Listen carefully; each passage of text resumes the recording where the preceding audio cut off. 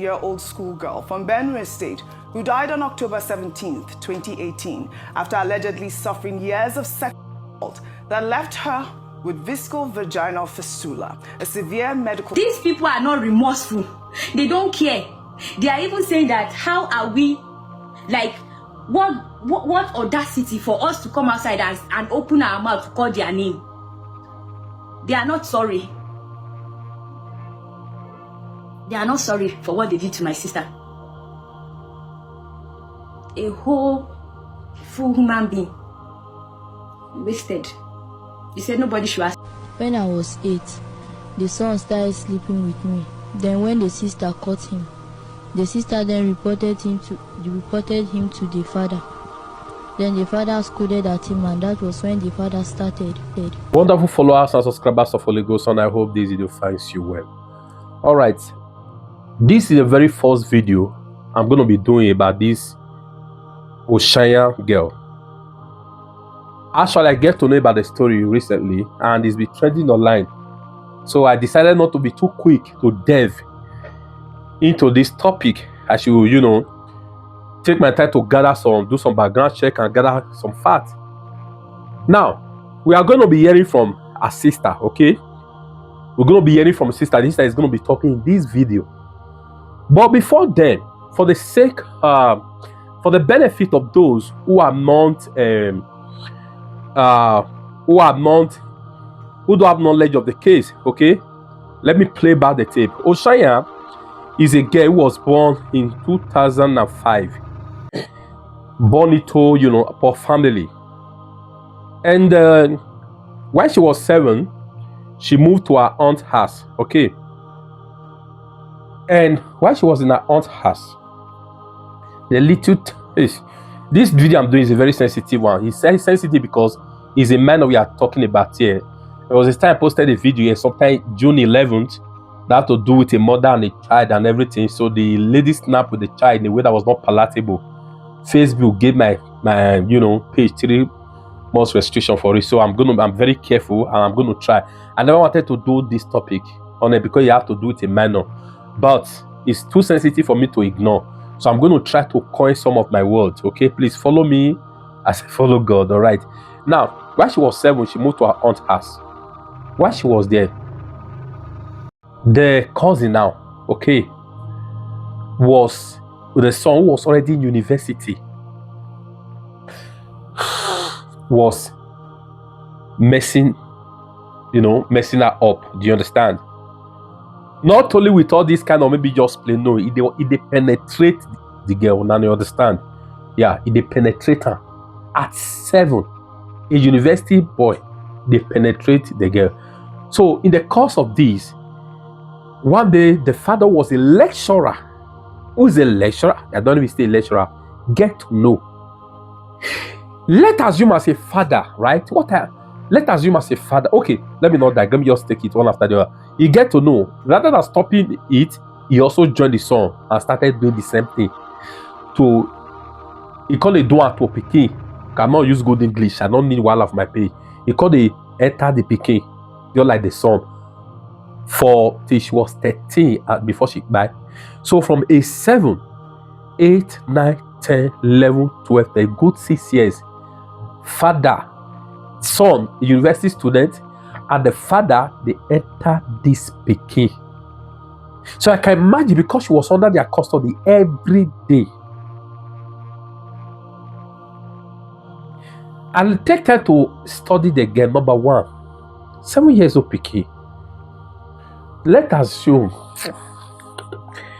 they are both adult, the father and the son, okay? Now, ask myself, before as a guy, what I know is that before anything don't possess sex, right? We will attract you. Please follow me gently. Don't be too fast. Before anything, God create a man, male and female, right? In a way, there's something we put in a man that will attract the lady. There's something in the opposite. You understand? The lady that must attract a guy. That's normal. Like, no, they attract me for face, for woman. Fine face and some other thing. There must be something. Now, the question now is, what attracted this adult boy, university boy, the father a lecturer, if this small tiny thing supposed to be your own PK? Will not you understand? Wetin attract am? Small pikin wey never even develop. So the cause of an economy develop, una dey enter am. What is that thing that attracted you? One. Number two, this is your own child, because any child under your custody that your pikin be, who don't look you as a father figure that your pikin be. Now, I'm dealing on the father now. Let's assume as a father, you lived a wayward life in the past. You live in the past. You come marry, you have a child. Would you also open your eye to see your child, your son, destroy himself like you? You see your son doing this kind of abominable act. Let you assume to somebody outside. You won't take drastic decision, so you're going to destroy yourself. You did caution, you join at the enter. As far as I'm concerned, I see this as an act of wickedness. Anyway, let me stop here, because I have to deliberate on this too much. You're going to be hearing from the sister. It will take time. Now, this is why you see, let me use myself as a case study. You see, 2019, I'm sorry, I entered one kind of very useless family life of marriage, okay? So in 2019, 2017, I'm going to digress. I had a revelation. I told the mother of my children there, mother of my kids, okay, I said, God showed me you are your mother. You guys have planned to take my kids away, okay? And be using them to extort me. I said the only thing that will make me drop Bible, I go buy somebody, is when you mess with my child. I wonder. He said, no, it's what is in your mind. Fast forward to 2019. This lady planned with her mama. A day to my even your guys have called me, say don't plan. Say what carry picky come out. If they carry, it was specific by picky. Say maybe I may not pay me, you understand? So I'll get her back. You say what to go for? Please, I beg you, follow me so you understand the background story. We want to go for immunization. That was how this lady run. As he come out, switch off her phone for 1 month, and this year he can't come back to the house one more time with police. If I want to go take my picky, I stop them. I give her with the police. I give them war. Meanwhile, I've already instructed Nigeria consul. Told them that she carried my picky, come out, make I stop. I don't know if I go tonight to be too late. Long story short, if you want carry my picky, go give him mama for Nigeria. If mama may groom her to be useless, if you want carry my only go son picky, go give mama. That's why I stop them.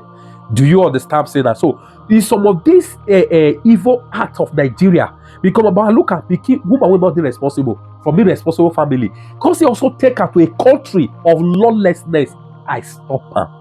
You see, Nigeria, everything, even before she come out in this country, I get my own pikin. I don't say women get power abroad, but my own pikin, I fight to get there with me. You don't understand? Even when she did before I come out. So much like to say, now, the law of Nigeria could not could not catch up with this man.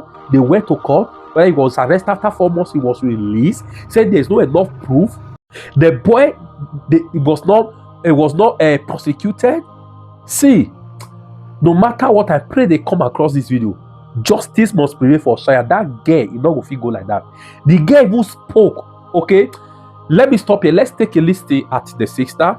We're going to listen to Ruby Abati. We're also going to hear from the girl. All right. In case today is your first time coming across my video, I want to say a big thank you to you for stopping by. This is Holy Ghost on platform, a platform that tell you undiluted truth. The Lord bless you. I stayed with Ochanya at my aunt's place for like 3 weeks. She was still on medication, the medications that they gave her from the hospital. She was still taking those medication and all. So one time she became ill. She started running temperature and all again. So my aunt now brought one nurse to come and treat her at home. Then when the nurse came, I told my aunt that no, I don't think we should do this. Let's just take her to hospital. Like, this girl just came back from hospital with all that heavy treatment that she has been receiving. She's supposed to feel better and not get worse. So with the way her condition is, let's just take her to hospital instead of treating her at home, because she brought a nurse. The nurse came with all this their drip and all to take care of Ochanya, like to administer treatment at home. So I told my aunt, we don't know what is actually going on in her system. We don't know if it's malaria, we don't know if it's typhoid this time around. We really don't know what is going on in Ochanya's system. So let's just take her to the hospital instead. That was all. That was what I said. This woman became furious. She started blasting me that, oh, so me, I'm saying that she's not Ochanya's mom, so she does not have a say in Ochanya's life. Is that what I'm trying to tell her? And I told her, no. That's not what. She said, no. That me, I'm saying that she's not Ochanya's mom. So she does not have a say in Ochanya's life. Okay, no problem. She ran. She went and picked her phone, called my mom that the next thing tomorrow morning, my mom should come to her house and take Ochanya out of her house, that she does not want to see us. That I challenged her. I said I challenged her that she's not Ochanya's mom, so my mom should come and carry us. And when my mom came, the next day my mom came, she was sad, she was feeling kind of hopeless, and she was also furious at me. She was angry. Now, why did I tell her that? And I told her I didn't say that. This is what I said. She yelled at me. She shall do trouble with me. That was how we all left my aunt's place that day. My mom came and we all went back to the village. When I took Ochanya to the village, I now told my mom that I don't think this girl, she's not going back to my aunt's place again. She's not safe. My mom was like, what do you mean by she's not safe? And I told her that I know you trust your people a lot. You trust your people a lot. But this girl, from what I've seen, from what I've experienced in this house, Ochanya was never safe. Like, she didn't take me serious, yeah. You know all these people. She trusts, the level of trust that she had for those people. So that was how I left. When I came to Lagos like 3 days after. I wanted to call my elder sister to tell her that she should ask Ochanya if they touched her, like if they were doing that kind of stuff to her, because I didn't want to have that kind of conversation with my immediate younger sister. I was not comfortable asking her.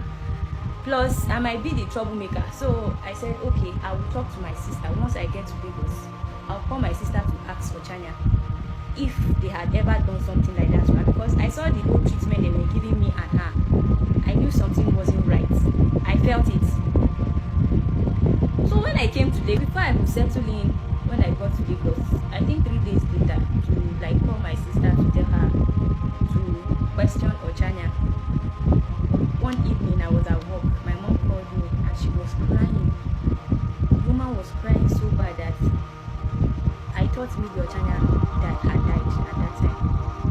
So I told her that please she should calm down and talk to me, because I will just collapse now if she keeps crying and not tell me what happened. She now told me that this is what your sister told me. Your sister said that her aunt's husband and Junior, they called Victor Junior, has been sleeping with her. So that was how it started, because before I left the village, I told Ochanya that, Ochanya, you are here now. You are not going back to that house ever again. So as I am going, whatever it is, if you feel, if there's anything that you need to tell anybody, just say it. You are never going back to that house. So I made sure she felt safe, because I've had that experience. It's something I've experienced before. So I was able to cancel her before I left. The very morning that I was about leaving the village, I told her. She said okay. So when I left, my plan was to tell my sister, then she will now ask her to find out. But before I could do that, Ochanya had already told my mom about 3 days later.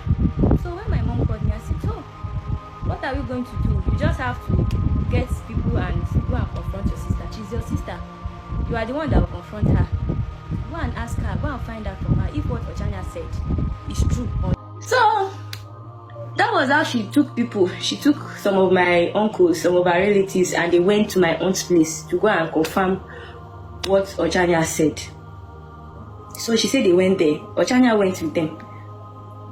She narrated everything that Ochanya said. She said immediately she finished talking. My aunt told my mom that it happened once, that it was Victor, and Winnie caught Victor sleeping with Ochanya. So she came and reported Victor to them, and they cautioned Victor. And they called the children and they all prayed together and they scolded Victor, and that was it. That it never happened again. That was what she told my mom. So my mom was like, no. She did not even say only Victor. She did not say once. She said your husband too. The husband said me. That was how my aunt stood up.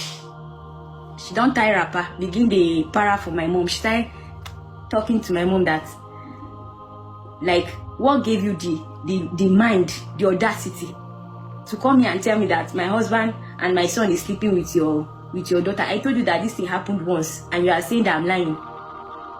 That was how the whole thing started. She started making issues with my mom. So my mom now said, okay, she took Ochanya and the people that went with her, they all went back to the village. So she went to the village. She said she waited the one, thinking my aunt would come to say, oh, my sister, I'm sorry. The child that you gave me, this was what happened.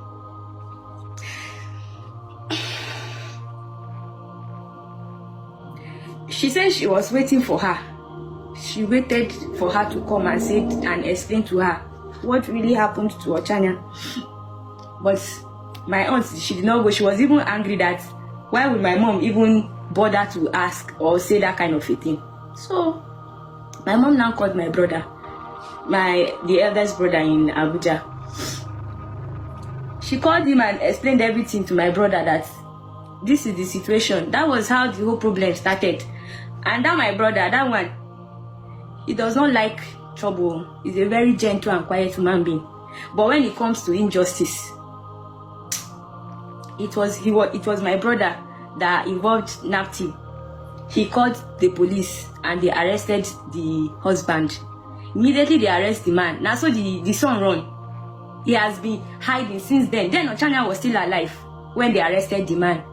And as they arrested him, before you know, those powerful men, they went and they brought him out.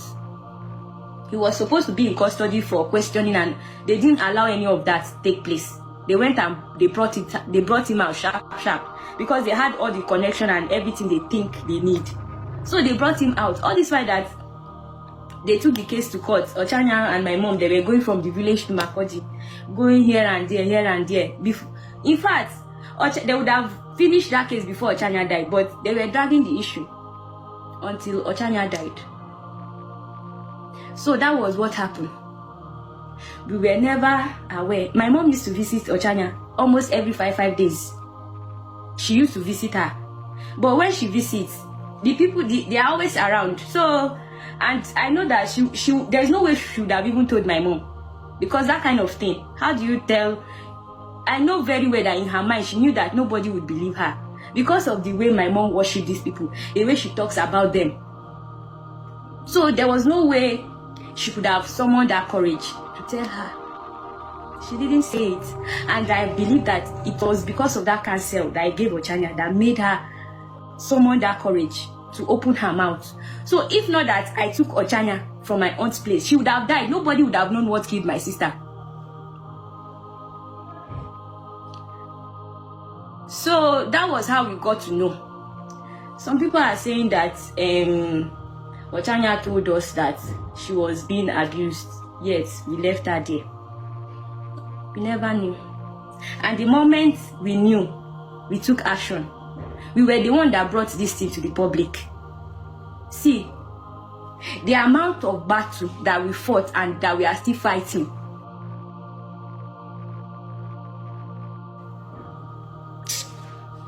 These people are not remorseful. They don't care. They are even saying that how are we, like, what audacity for us to come outside and open our mouth to call their name. They are not sorry. They are not sorry for what they did to my sister. A whole full human being wasted. They said nobody should ask you. So that was how the battle began till Ochanya died. So that was how it started, and the issue has been ongoing till, in fact, it took them 4 years after Ochanya's death for them. Nigerians on social media have revived the hashtag Justice for Ochanya.